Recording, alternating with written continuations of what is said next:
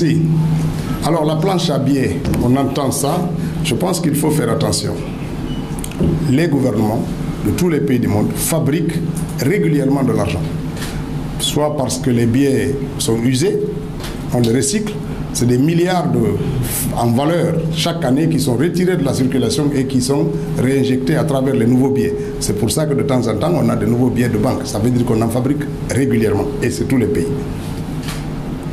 La crise de liquidité à laquelle nous faisons face aujourd'hui, ce n'est pas une crise économique, ce n'est pas une difficulté économique, c'est une forme d'inquiétude. Ça veut dire quoi? Ça veut dire qu'on a plus d'argent gardé dans nos portefeuilles ou dans nos coffres-forts ou dans nos domiciles à la maison qu'on l'a dans les banques. Lorsque chacun d'entre nous prend son argent, au lieu de le déposer à la banque, il le garde à la maison, forcément, s'il ne dépense pas, l'argent ne va pas circuler, ça ne va pas quitter votre poche pour la poche du voisin. C'est ça la crise de liquidité. Ça ne veut pas dire qu'il n'y a pas d'argent, ça veut dire que les Guinéens gardent l'argent dans leur maison. Ce que nous voulons faire, et ce que les économies modernes ont fait et qui marchent, c'est de dématérialiser les paiements, c'est d'encourager les gens à trouver des modes de paiement autres que par les billets.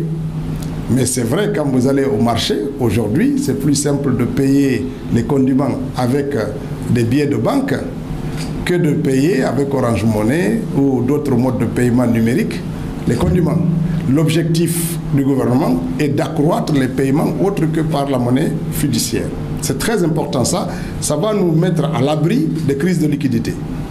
Donc, il faut comprendre cela. Maintenant, plusieurs facteurs peuvent expliquer pourquoi les gens préfèrent garder l'argent à la maison que de le mettre dans les comptes bancaires.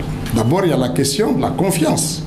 On peut se dire, si je mets l'argent à la banque, est-ce que si je reviens prendre, j'aurai toujours mon argent à disposition. Le deuxième, ça peut être, oh, je vais mettre 1000 francs à la banque.